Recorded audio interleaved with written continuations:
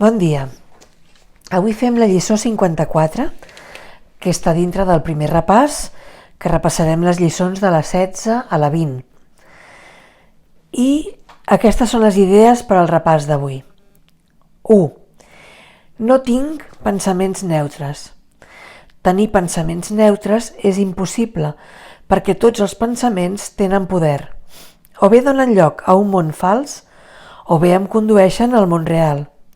Però és impossible que no tinguin efectes. De la mateixa manera en què el món que veig procedeix dels meus errors de pensament, així també el món real s'alçarà davant dels meus ulls quan permeti que els meus errors siguin corregits. Els meus pensaments no poden ser simultàniament veritat o falsos. Han de ser o una cosa o l'altra. Allò que veig em mostra si són verdaders o falsos. 2. No veig coses neutres. Allò que veig dona testimoni d'allò que penso. Si no pensés, no existiria, ja que la vida és pensament. Permeti-se'm mirar el món que veig com la representació del meu propi estat d'ànim. Sé que aquest pot canviar, i sé així mateix que el món que veig pot canviar també. 3. No sóc l'únic que experimenta els efectes de la meva manera de veure. Si no tinc pensaments privats, no puc veure un món privat. Inclús la descabellada idea de la separació va haver de compartir-se abans de que es pogués convertir en la base del món que veig. Malgrat això, quan es va compartir aquesta idea, no es va compartir res. Puc invocar també els meus pensaments reals, els quals comparteixo amb tothom. Així com els meus pensaments de separació invoquen pensaments de separació en altres, els meus pensaments reals desperten en ells els seus pensaments reals. I el món que els meus pensaments reals em mostra regnarà en la seva visió, així com amb la meva. 4. No sóc l'únic que experimenta els efectes dels meus pensaments.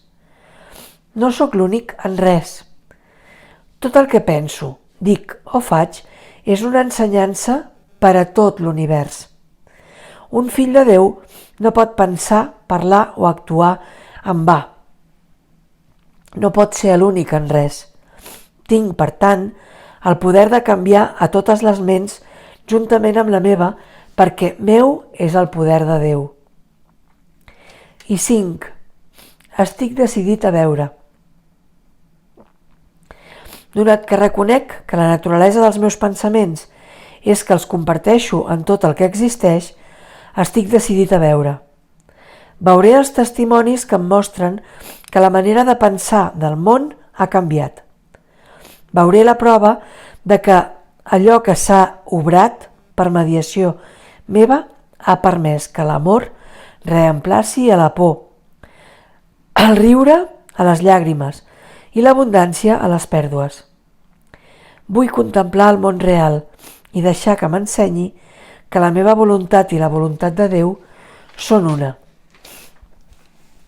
Doncs bé, recordeu que hem d'estar uns 2 minuts amb cada una de les idees, a poder ser un parell de vegades al dia, una vegada a primera hora del matí i una altra a la tarda o al vespre. I les idees és que no tinc pensaments neutres. Recordeu que tots els pensaments tenen força i poder i tenen conseqüències.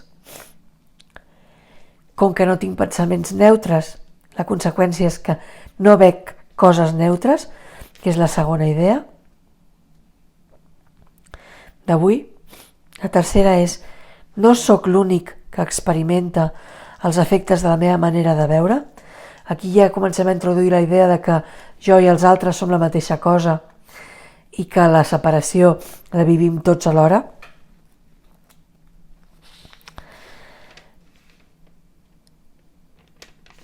I que tots estem amb el mateix sac. La quarta idea és no sóc l'únic que experimenta els efectes dels meus pensaments, per lo que hem dit abans, que estem tots units. Per tant, el que jo penso, els altres també ho experimenten. I la cinquena i més important és estic decidit a veure. I és una elecció que faig a cada moment. Cada dia me la repeteixo. Estic decidit a veure. Vull veure. Prenc el compromís de veure-hi. De deixar el món de la percepció i de veure la realitat. Doncs bé, us deixo amb aquesta lliçó, tot desitjant-vos que tingueu un feliç dia i ens veiem demà amb un nou repàs. Petonet i fins demà. Adeu.